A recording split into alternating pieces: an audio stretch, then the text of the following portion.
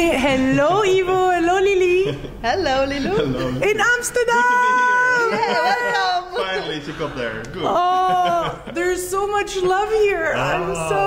It feels so great. You just look in the mirror, Lilou. And it's good to meet you, Lili. You're Ivo's wife, an amazing man that you met, and that transformed both of your life. Actually, much more than my wife. Yes. So I just want to remind everybody that Ivo, you're the author of Spirit in Finance. Spirit in Finance. Yeah, yes. and that was an amazing interview with you, all about our new relationship now to money and how we can transform the world. How we can create a spiritual economy, a new economy of love, of happiness, of well-being. That is the essence of my book. Yeah. And I love that. And now we have the chance to meet your wife, Lili, that has been a yoga practitioner for many, many years. That is absolutely amazing. And the two of you have an amazing story to tell us.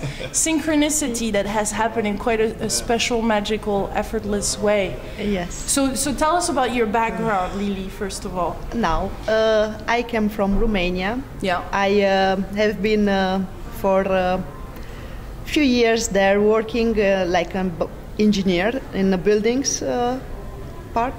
Then I started to practice yoga. Yeah. In Romania, it's a big school of yoga, and we have a great teacher there. He lives now in Sweden. I have been practicing yoga, and I was looking to find my deep relationship with myself, and to find my best lover in the same time. That was the great point, because when I start to be aware about my life, about my being here on the earth, I realized I need a partner. I need somebody who understands me and who supports me. Then I start to find who is the best for me. So I was open for many, many possibilities. I had many relationships. Yeah, Ivo said by joke that I had 40 relationships, but yeah, something like this was about 40. And when I was 36 years old, I get an invitation to come to Holland and to work for 1 month. In my last day of working, I got invited through a webcam by somebody. I could not see who was, but I say, who is this guy who is boring me here? I asked him just one question. Do you believe in God? And he said, the God is my only way of living. Oh. I said, oh, you are in a good place here. Because I'm also looking to find God. So that caught your attention? Yes. And then we talked a little bit. My English was not so good. I need to look in my dictionary to realize what I'm talking to him and what he talked to me. So it take a little bit of while. And then I said, now I need to stop because I need to go. And he asked me for an appointment.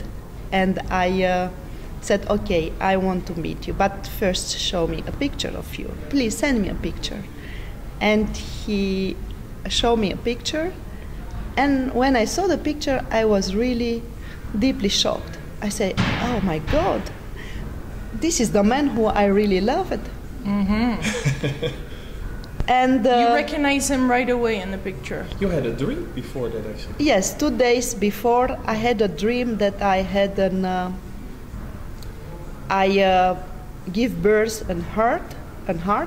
In the heart was a skinny boy, a very tall and skinny. And I said, who is this boy there?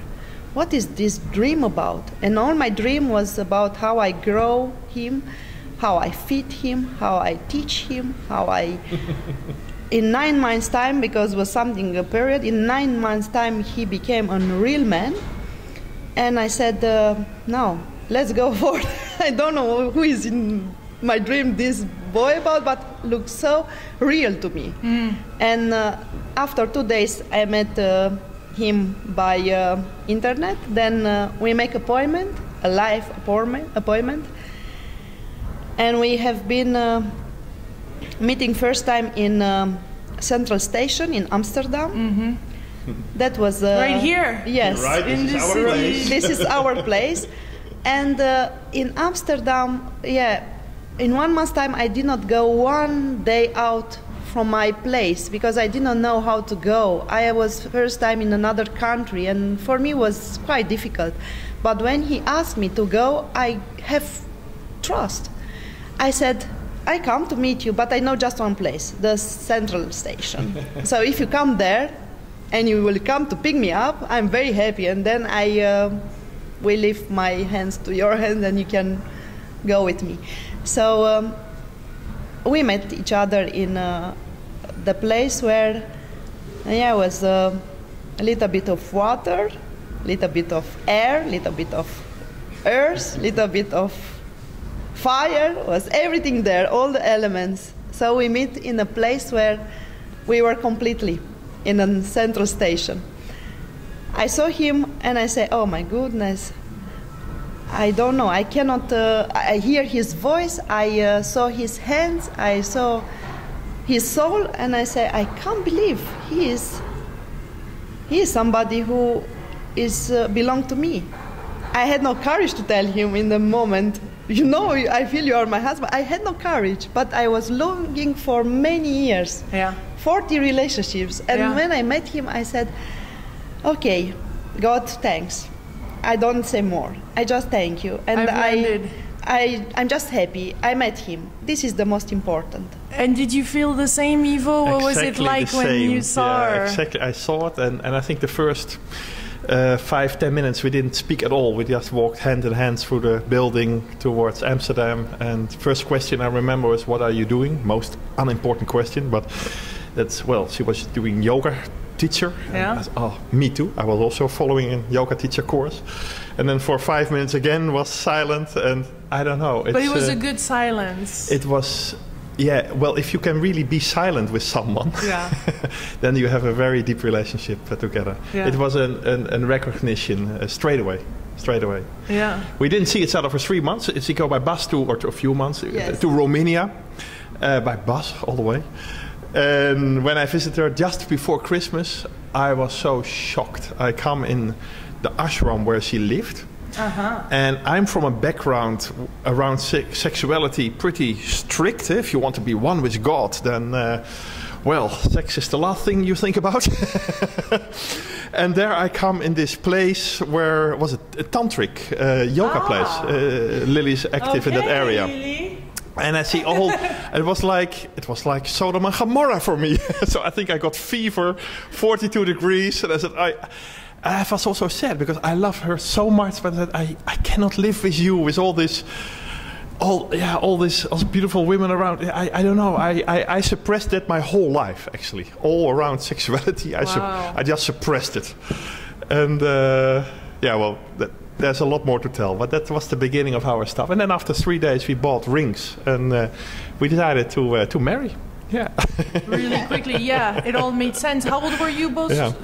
36 you were? 36 and so 37. 37. Yeah, 37. Yeah. It's 1 year. 7-8 years ago now. Yeah. 7 years and ago. from there, your life both transformed in respective ways as it was transforming as your love was getting connected? Yeah, but the beautiful thing is, in my experience, I had wonderful relationships like you before, but somehow there was always something lacking deep inside. Sometimes I was aware of it. Sometimes for 10, 12 years, I was not even aware of it. I was a shock when the lady come to me and say, I want a divorce. And it took me 2 weeks. I remember we went to Italy. I was in shock. I said, okay, and that happened to become our divorce moon. So for a few weeks we walked, we cried, we laughed, and only after that period I started to realize what was going on. And so in every relationship, aware or not aware, but with Lily suddenly I felt the first time in my life that, she's not there to put something in a hole inside myself. I'm not missing something. It's actually, I'm quite happy with myself. Lily's very happy with herself. And I started to learn what is unconditional love. I really started to learn that. But wasn't it immediate? There was that no was immediate. Yeah. No, that was immediate. There was no seeking. No, that. it was actually when I saw her on the webcam, I knew. So do you think this is the only way to be in a relationship, feeling unconditional love right away, and if not that, well, then not? I won't say that. I don't know. But it is wonderful if it is there. For what? Love can grow too. Yeah, love can grow too, but it's amazing to feel that unconditional love right away, because then it's not something you seek, but it's something that is just there. Yes. Oh, we did not understand what is going on totally, but because was so fluent all and so in harmony, and I was so excited. For 3 months, I think I was in ecstasy. I was with a big smile on my face and so happy. Everybody got contagious of me. They said, "How happy you are! You glow." Yeah, how happy you are! I said, "I'm happy because I don't know. I meet a man in my life who belongs to me, and I'm not worried if he will be with me or not. I'm grateful to God that I had the chance to meet him and to see him." And I realized all my way of finding a man in my life was to fight. And this time I just surround myself. And this was very funny because 2 days before, when I got that dream, before meeting Ivo, I decided to myself to don't go anymore to find a relationship and to start to learn to be happy with myself. And I was okay with that. I told to myself, I'm happy with me. And I watched myself in a mirror and I said, I love you. Why I should go to find somebody to make me happy? I can be happy with myself. And that make a sense for me. But was you're finally your own partner, life partner. I find my life partner inside myself. Yeah. At the moment you let go, you want something, it came. Yeah. Actually, in my case, exactly the same. I forgot. All is synchronicity. Synchronicity at the same time. I was about to enter in a kind of ashram, and I wanted to give away all the money I had, and I thought I'm going to live there in England and be there happy without women and just look at God. And she was already in an ashram. Yes, and we started even when we fall in love straight away.